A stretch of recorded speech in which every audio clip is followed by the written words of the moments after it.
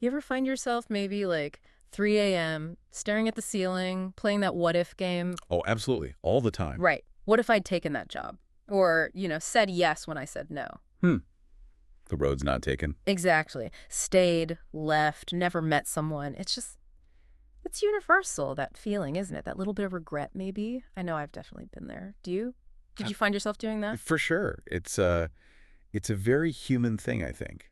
Looking back, wondering about those other paths. Yeah. Well, that's exactly why today we're doing a deep dive into a book that tackles that feeling, like head on.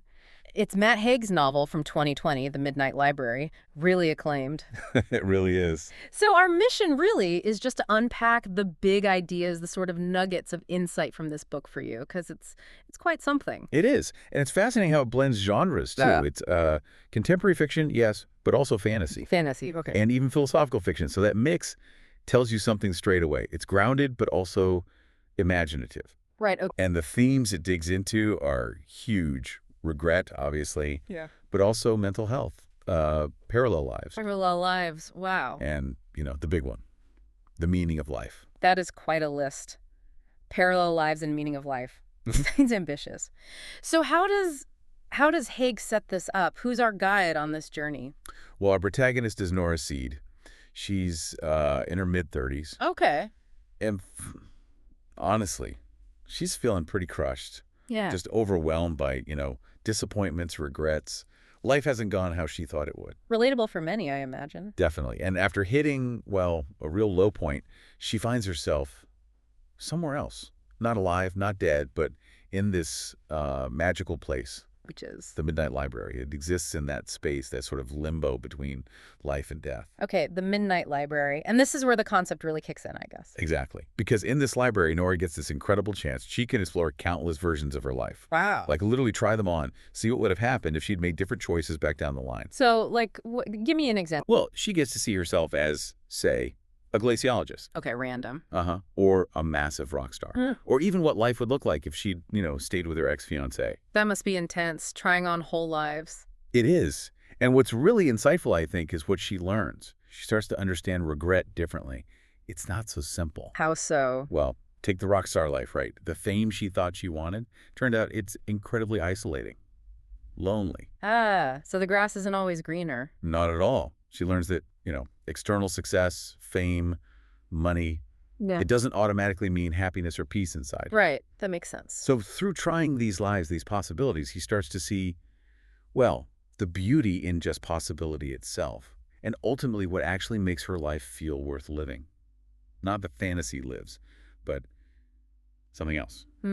It sounds incredibly relatable because we all have those what-ifs, don't we? We absolutely do. And the book takes that very internal struggle, that voice in your head, and just puts it out there on this grand, fantastical stage. Externalizes it. Yeah, exactly. Which I think is why it connects with so many people, whatever their own life looks like. It just hits home. So as we kind of wrap up our thoughts on the Midnight Library, it feels like the core message isn't just, be grateful for what you have. It's deeper than that. Oh, much deeper. It's more about how true appreciation maybe comes from really looking at the fantasy of those other lives. Right. Confronting the what-ifs. Exactly. Nora's journey shows so clearly that a lot of our regrets are based on these idealized versions, these fantasies of how things could have been perfect. Which they probably wouldn't have been anyway. Probably not. And finding peace, the book suggests, comes from embracing the reality. The messy, complex, imperfect reality of the choices you did make. Finding the meaning not in some imagined perfect life, but in the actual life, with its ups and downs, the beauty and the resilience you find right there in your story. That's really well put. And it's reflected in the reception, too. The book's rated really highly, like 4.5 out of 5. Wow, that's impressive. Yeah, and people often mention how it encourages self-reflection and its hopeful take on mental health. Crucially, though, it manages this without seeming, preachy or overly simplistic. Exactly. It avoids that, which is, it's a tricky balance to get right when you're dealing with these big life questions. Yeah, definitely a tricky balance. Did you feel it ever got close to that line, or did it stay grounded? No, I think it consistently walks that line really well. It explores tough things like depression, regret, but there's always this undercurrent of hope. It feels accessible somehow, without making light of the struggles. That's a powerful thing to achieve. Ah, So the big takeaway then is, oh, well, maybe that a normal life, whatever that means, right. with all its bumps and successes and failures, that life can still be incredibly meaningful, and profoundly beautiful even. Mm-hmm. It kind of nudges you, doesn't it, to look at the small things, the overlooked bits of your own life and find the strength there. It really reminds me of that classic movie. That's a Wonderful Life. Yes, exactly. It has that same kind of feel, ultimately. It does. And if you think about it, if the book shows how our regrets are often built on these imagined outcomes, not reality, Yeah, it makes you wonder, doesn't it, yeah. about your own past choices. It kind of flips the script. How do you mean? Well, here's a thought maybe for you listening.